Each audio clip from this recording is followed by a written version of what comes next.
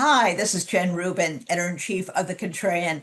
I am delighted to introduce not just Representative Mikie Sherrill, but Governor nominee of the Democratic Party, Mikie Sherrill. Congratulations. You had a huge victory last night in a very crowded field. Well, thank you so much. It was great. It was great on so many levels. I think to see so many Democrats come out.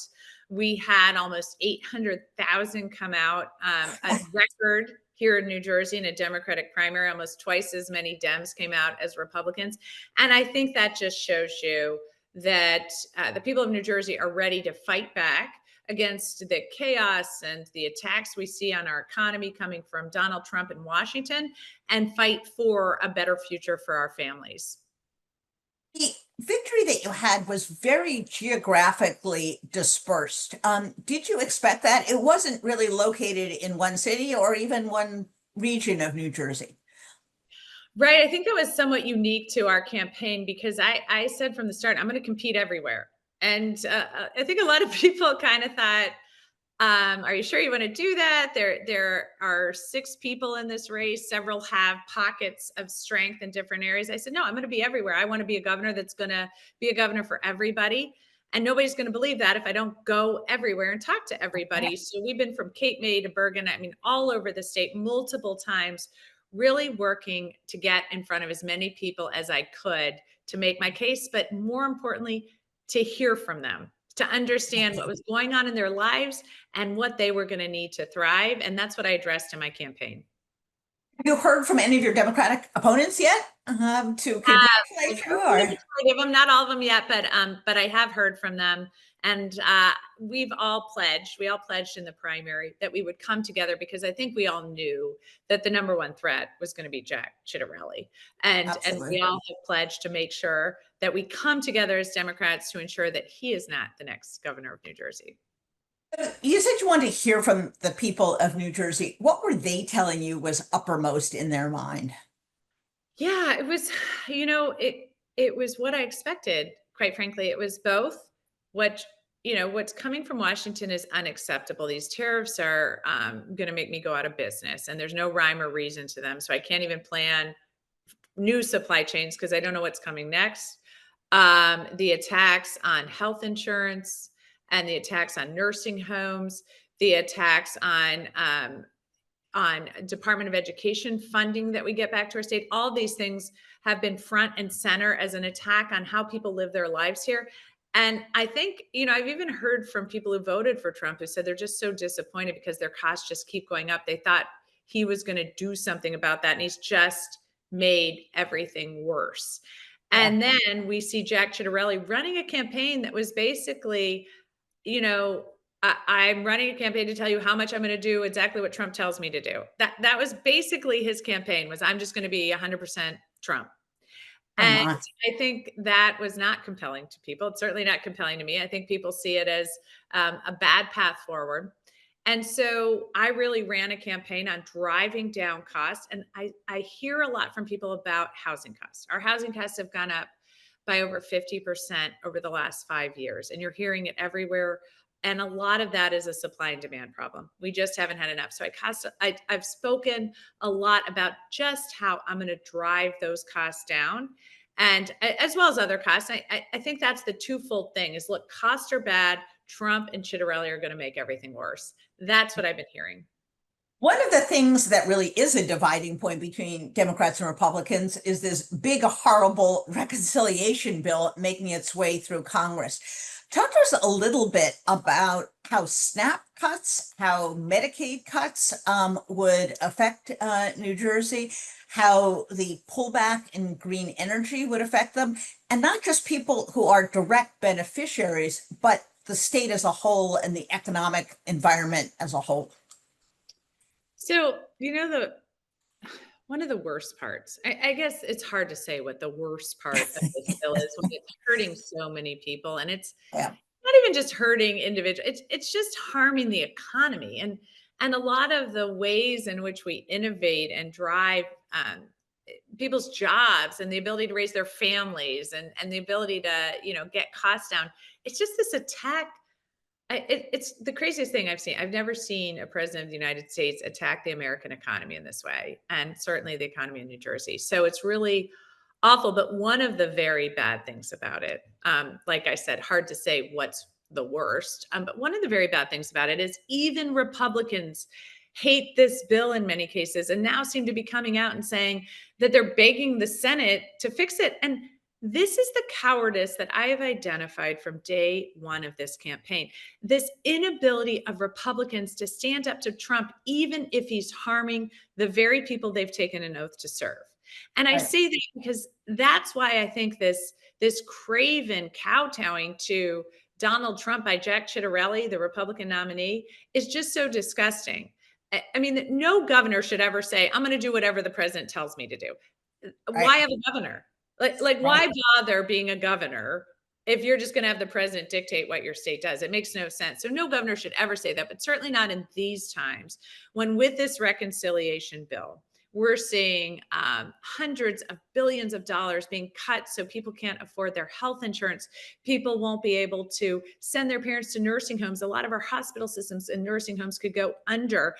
We see Department of Ed funding drying up. And in a state like New Jersey, that sends $70 billion more to the federal government than we get back. This is just unacceptable. Like, Right. why are we dumping money into Washington if they're just spending it on, I don't know, Trump's crypto coin or something? This is ridiculous. So, Right. this is something that, as governor, I'm going to attack and address because we're going to move forward in a different way in this state. One of the things we've learned all too well over the past week or so is that governors also lead the state National Guard. And we've seen Trump, when a city was essentially calm, was under control, deploy not only National Guard, but the Marines to the streets of Los Angeles. Put on your, not only your future governor hat, but your military hat as a Navy veteran, and explain why this is so dangerous, why this is so bad. Well, I'll start by saying you're exactly right. I served in the Navy for almost 10 years. I serve on the House Armed Services Committee with oversight responsibilities over our military and funding our military. And I also worked in the US Attorney's Office as a federal prosecutor working with law enforcement. So I understand very clearly the differences on one hand between our military and our law enforcement. Our law enforcement is trained in public safety. They are trained to make sure that when anyone is violent on the streets, that they stop that violence in the best way possible, that they have the tools and the equipment and the training to keep people safe, to keep our streets safe, to allow people to exercise their right of protesting or assembling in a peaceful, safe way. That is what they are trained for. That is their job. That is what they do. That is so different from what our military trains to do. Our military trains to fight wars in combat. They train to shoot to kill, for example, in many cases. They are a combat force to be used outside of the United States to protect us here at home. And they really, except in very extreme way, in very extreme cases, should not be deployed on the streets. And just to name a few, and this list is not comprehensive, and many of these people actually worked in Trump's administration. People like General Mattis, General Kelly, General Allen, Admiral Mike Mullen, General Myers, General Dempsey, Admiral McRaven, Admiral Stavridis, General Hayden, former Secretary of Defense Carter, Leon Panetta, Chuck Hagel. I mean, these people have all said this is not how you utilize our troops. This is dangerous. This should not be done except in the most extreme circumstances. And the reason all these people are on the record on this is because Trump's tried to do this before. Yeah. He tried to do this in the first administration. We fought back very hard, and he still had capable, competent people in his administration at that time who fought back against this.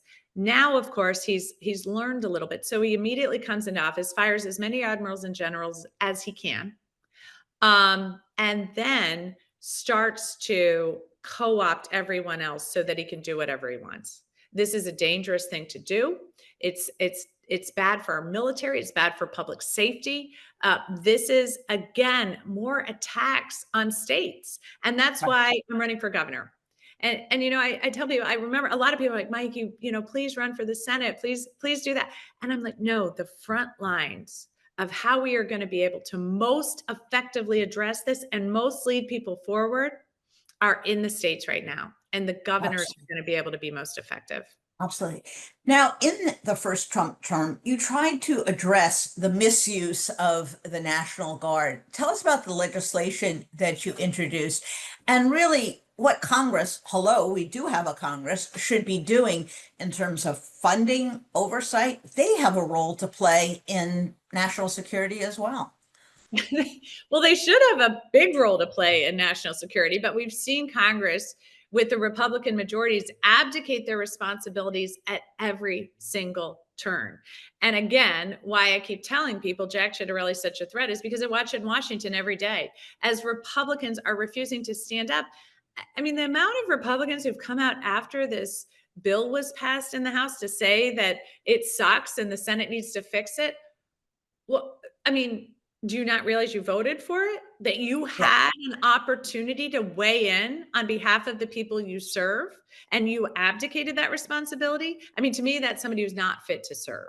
And Right. so that is why when I saw in the first Trump administration an attempt to utilize our military inappropriately and in ways that are really disfavored, as a country, as a democracy, as a civilian, not military led country, having troops on the street is very disfavored.